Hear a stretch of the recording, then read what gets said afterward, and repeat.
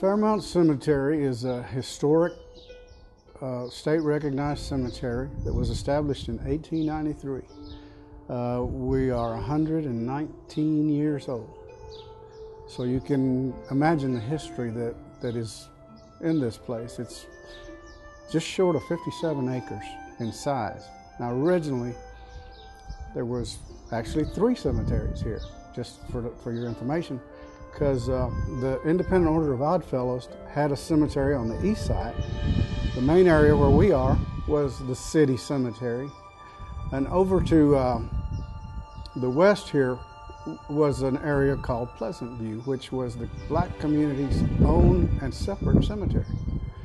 The city of San Angelo began operating the cemetery in 1930 when the association that originally created it decided that it was best if the city was in charge of it. Now there's a 14-member board of directors that oversees it, but we are owned and we are operated by the city. You have, as I said, lots of history. We have veterans back to the Texas War of Independence and all the wars up through Vietnam. We have a lot of the pioneers and the people that settled not only San Angelo, Tom Green County, and the surrounding area. Many of the notables.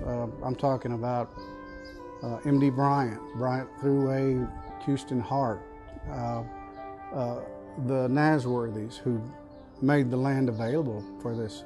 So in the 6 years that I've been here, doesn't a day go by that I don't learn something new about some family or some person that's interred here.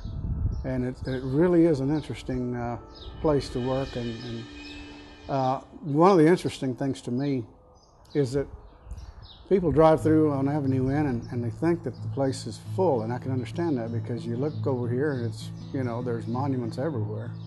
But in reality, the cemetery still has upwards of 600 burial spaces available for sale.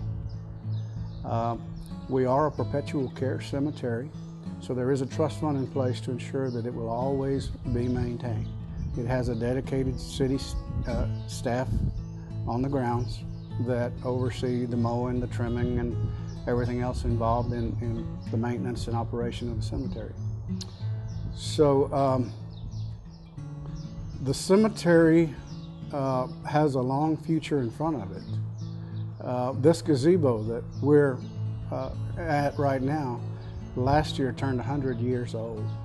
Yeah, we have a very interesting statue of St. Francis over here on the west side that came from Italy in the mid-70s and is a real nice area to visit.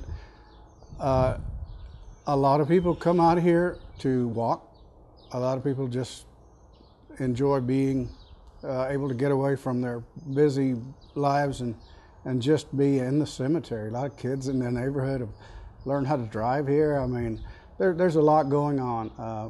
The folks at ASU will tell you it's a great place too for bird watching, and so it's not strictly a place where the burials take place. The other thing that's going on right now that will in the future make for some exciting changes is that the Friends of Fairmount, a nonprofit organization, is in the process of making some improvements, adding columbaria, and that's also going to extend the life of the cemetery, because at some point folks will have an option of placing ashes in niches in an area that we've already designated that will someday be converted.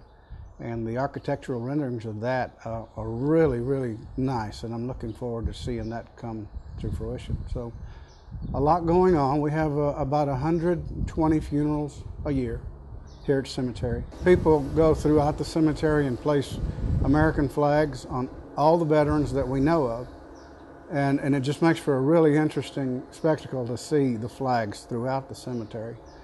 As I mentioned, in the black community cemetery, which is Pleasant View, there's a number of Buffalo soldiers interred there, and one in particular has a very interesting story about his life and the things that he experienced as a Union soldier and as a Buffalo soldier. There's something to learn practically every day.